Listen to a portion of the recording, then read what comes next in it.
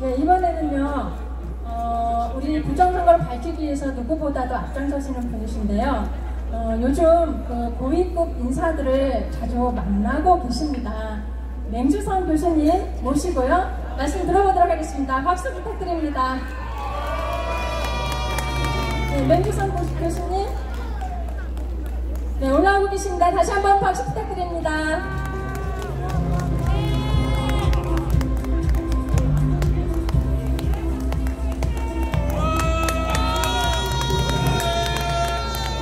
안녕하십니까. 이렇게 많은 인원이 와주셨네요. 지금 행정안전부 공정선거관리 TF팀하고 두 번째 미팅을 하고 부랴부랴 오는 중입니다. 오늘 여러분들 한 이틀 전쯤에 정의당의 심상정 의원이 4.15 총선하기 이전부터 180석 또 지역구 163석을 차지할 거라는 거 알고 있었다라는 거를 책으로 펴냈다고 그러대요. 자, 그러면 그 장면이 굉장히 중요한 장면인데요. 어떻게 투표 이전에 더불어민주당이 지역구에서 163석을 차지하고 비례대표까지 합쳐서 180석을 차지한다는 걸 어떻게 알았느냐 이거예요. 그것은 제가 출참 2020년 4.15 총선 끝난 일주일부터 지적을 해온 프로그라밍 관계입니다. 3일 전인가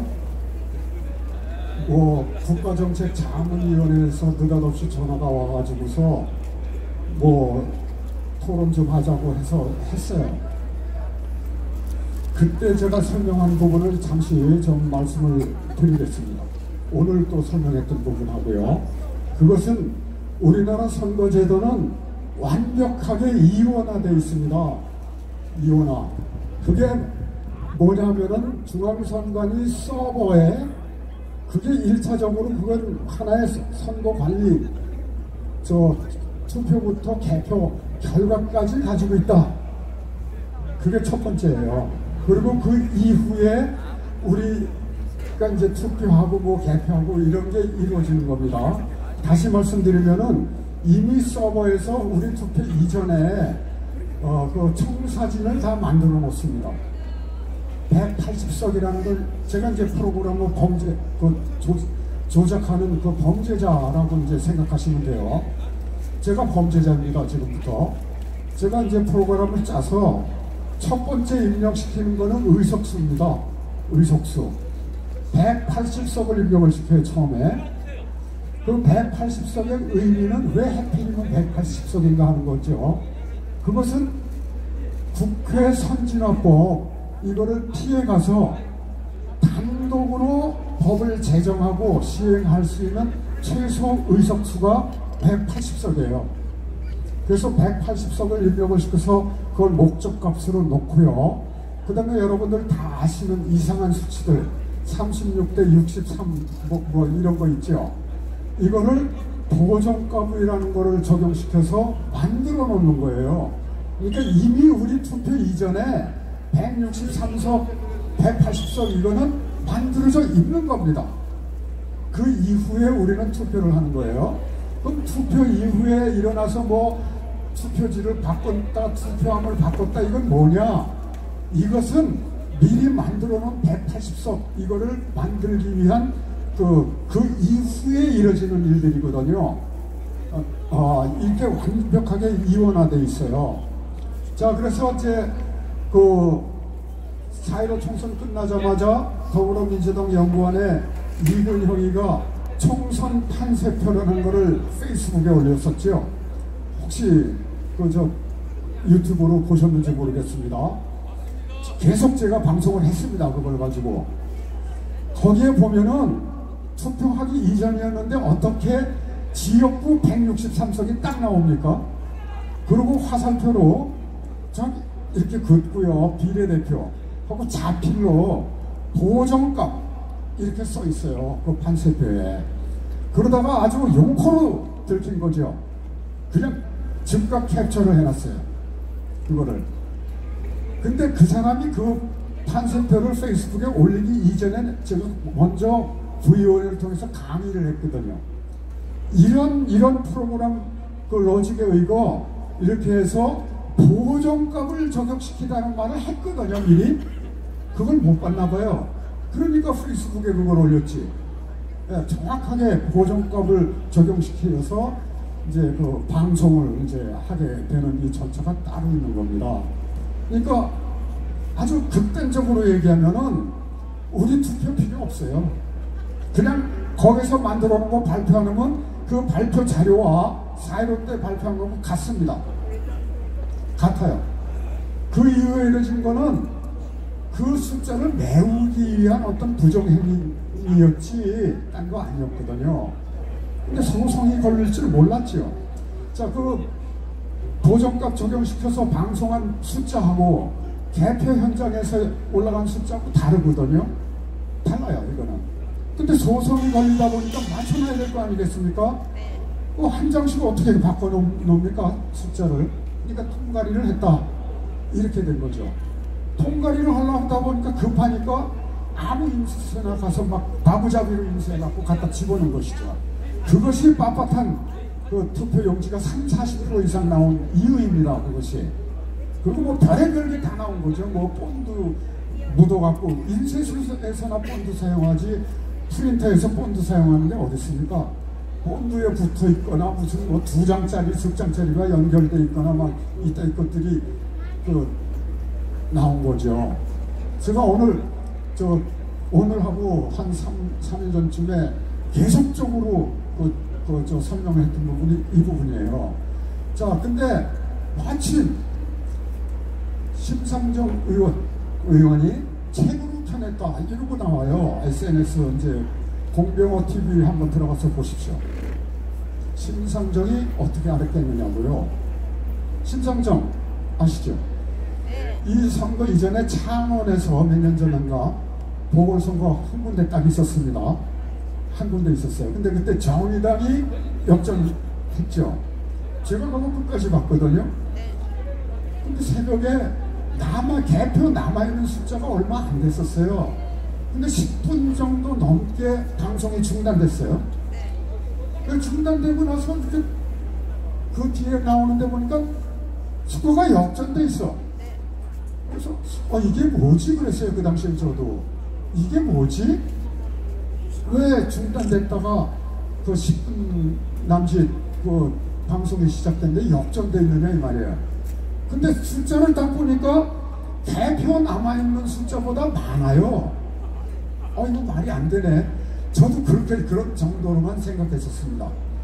그리고 그 이후에 공수완납법 이거 통과시키기 위해서 비례대표로 또 정의당에서 많이 이제 그 약속을 받고 공수완납법 그 협조를 하지 않았습니까? 그런데 위성정당을 만들어갖고 도와주지 않았다 이거예요. 그 정의당에 쫄딱 망했죠. 그때부터 풀어졌어요. 심상정은. 그거 결국은 책으로 펴낸 거예요. 미리 알았다. 180석, 163석. 미리 알았다. 네.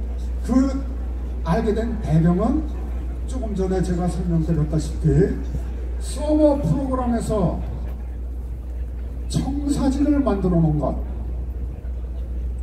이게 미리 있었기 때문에 아는 거예요. 유시민이도 마찬가지고요. 그러니까 더불어민주당 전원은 몰랐을지 몰라도 뭐 당직자 내지 이 사람들은 알고 있었다라는 거죠. 내 얘기는 알고 있었을 겁니다. 180석 당선됐는데도 뭐 좋아하는 기색도 하나도 없지 않았었습니까?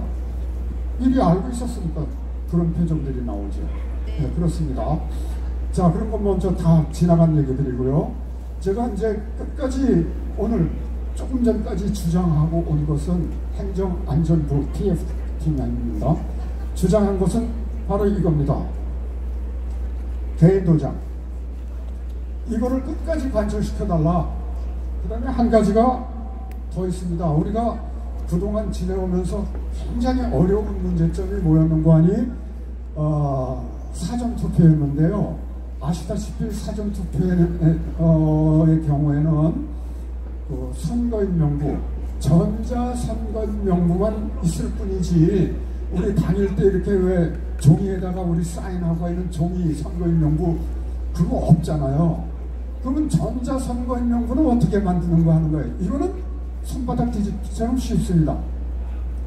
투표 안 한 사람들 빅데이터에 의거 이미 다 대한민국 전체 그 판세를 다 가지고 있거든요. 그 투표 유권자인데 투표할 수 없는 사람들이 있잖아요. 뭐 중병이 걸려서 병원에 뭐 움직이지도 못하는데 어떻게 투표합니까? 뭐 이런 사람들, 특히나 해외 동포 여러분들 뭐 근거 잡을 수가 없는 곳이에요. 거기가 아주 취약한 곳입니다. 그거는 전자적으로 투표 안 했는데 했다면 그만이에요. 국정원에서 밝혀낸 게 이겁니다. 바로 국정원에서 밝혀낸 게 유령이라는 단어는 제가 1920년 4월 15일 그 총선 끝나고부터 유일하게 어떤 유튜브에서도 유령이라는 단어는 사용하는 저 혼자 사용해왔던 용어예요. 근데 국정원에서 보니까 유령이라는 단어를 사용했더라고요. 그런 것들이 다 유령이거든요.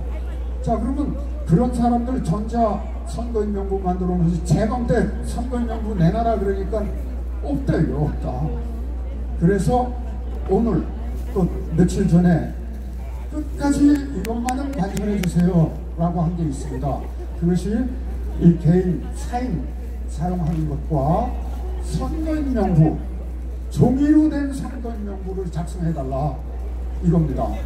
종이로 된 선거인명부 작성해달라. 그리고 실정을 또 설명을 이제 했죠. 물론 여러분들 다 아실 거예요. 관외는 어쩔 방법이 없어요. 이거는 정말 난제입니다. 관외는. 그러나 관내는 가능하다고 보거든요. 아니 관내 우리 애국신 중에 한 분이에요. 이분이 관내 사전투표 하러 가가지고서 봤더니 처음에는 신분증 조사를 하더래요. 근데 잠시 후에 그것도 안 하더래요. 안 하고선 투표한다 이 말이에요. 그러니까 이분이 거기서 투표를 하고 당일날 또 와서 투표를 하겠다고 그랬더니 신분증 조회가 안 돼 있으니까 또 주더라 이겁니다. 투표용지를. 중복 투표가 가능한 그런 제도예요. 지금 관내마저. 그래서 뭐 법적으로 벗어나가지고선 뭐 해달라는 건 우리는 주장을 해야 되겠지만 그러면 어떤 절충선이 나오는 걸 기대하면서 하는 거죠. 물론 우리는 끝까지 주장해야 되겠지만 뭐 어느 정도까지 관철될지는 그거는 뭐 두고 봐야 할 일인데 행안부 담당 오늘 답변이 강력하게 이거를 드라이브하고 있다. 근데 말을 안 듣는다. 상황이 그런 상태입니다. 자, 우리는 어떻게 해야 되겠습니까? 우리는 우리 비대위원장님 여기 오늘 오시나요? 저 한동훈 비대위원장님 여기 한번 나와 보시죠. 여기 피 끓는 외침을 한번 들어보시죠. 그리고 상태가 어떤 상태인지 좀 알아주셨으면 좋겠습니다. 안 그렇습니까? 네. 우리는 희망을 걸고 있어요. 그것은 국힘당의 희망을 건다 뭐 그런 거 있는지 잘 모르겠습니다. 오로지 이 나라의 정상화를 위해서 우리는 이렇게 모여서 외치고 있는 겁니다. 부정선거 이거 정상화시키지 않고 어떻게 나라가 정상화 되겠습니까? 네. 자, 그래서 우리는 끝까지 외칠 것이고요. 그 다음에 저는 개인적으로 그렇게 생각을 합니다.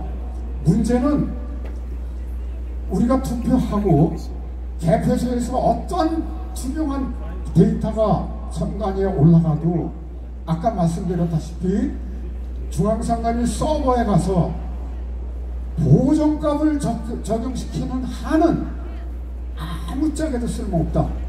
따라서 우리가 이 공정한 4월 10일 날 공정한 선거를 기대하고자 한다면은 피해가는 방법은 단 한 가지다라는 것을 계속 주장하고 있습니다. 저는 뭐냐, 서버를 피해가야 된다는 거예요. 서버를 어떻게 피해가느냐, 저희가 NTK에서 또 만든 당신의 한 표가 영화다 다큐멘터리 보신 분들 계실 거예요.